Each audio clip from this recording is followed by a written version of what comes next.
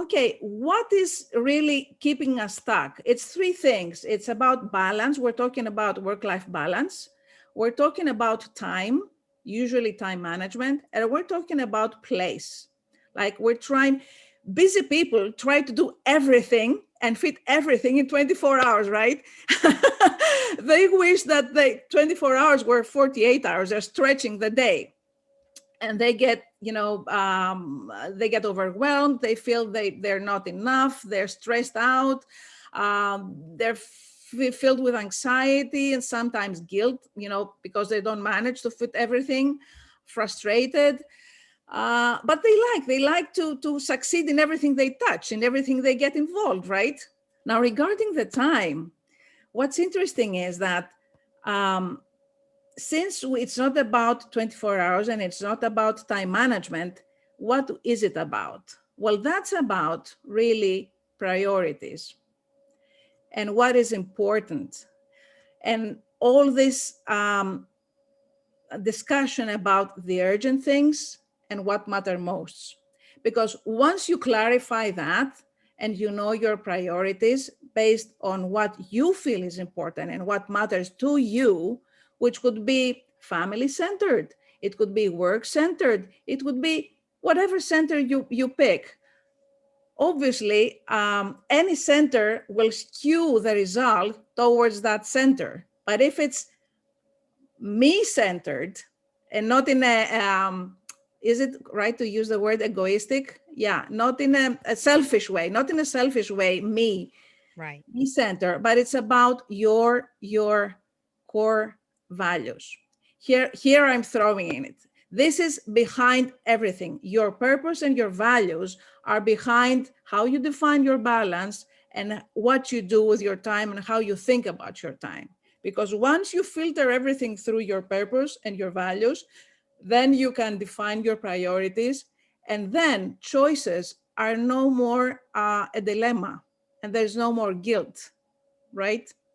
Because if you have your pressure to choose whether you stay in the board of directors meeting or go back home, rush, because your son has a fever, and you're clear about that, then your decision is easy and there's no stress.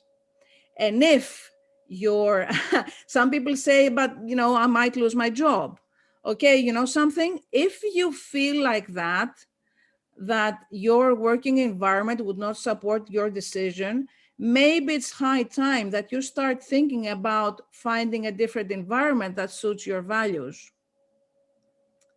Okay, so it's a matter of putting things in a different perspective that serve your purpose and your values, and start working in advance on creating the matching environment, both in work and in life, that would serve these two.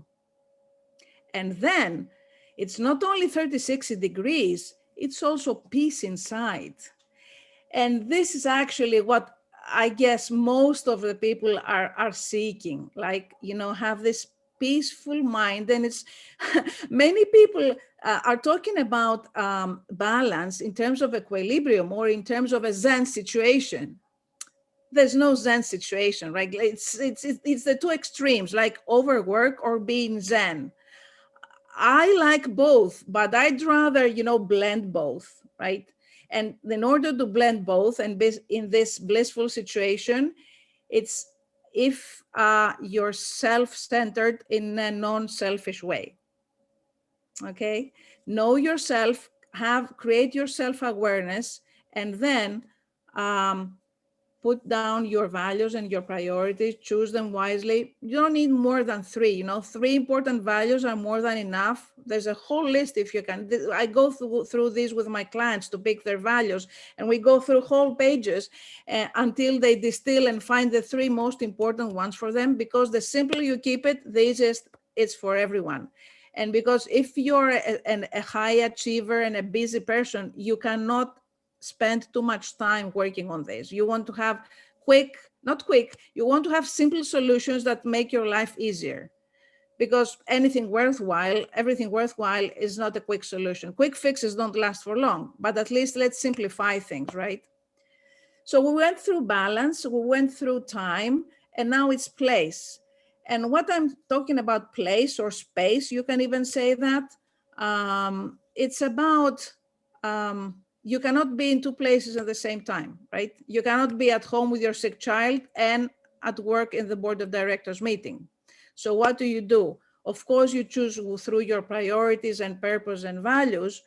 But when you make your choice, be there 100%. Because once you let your mind flow and your emotions flow, and your emotions in one place and your physical body is in a different place, then you have a conflict. Then you have competing commitments, and then you definitely end up with frustration, right? So it's not about being everywhere and fitting everything. It's about deciding, being clear how you decide, what's your methodology of deciding and choosing, and being at where you are 100%. And that really frees you up, because then you enjoy, even if you decide to stay at work because this is important for you, and you find some other way for your child that is suffering, because it's not about being a bad mom, for example. But if you really feel, and your heart is that you have to finish that project, I'm sure that you will find a solution, like with someone, your husband or something dear to you, that can look after your son for a certain amount of time, and then you can be there and be 100%. Because if you're back at home looking after your son or your daughter, having the fever, and your mind is back in the project, you're not serving your son properly.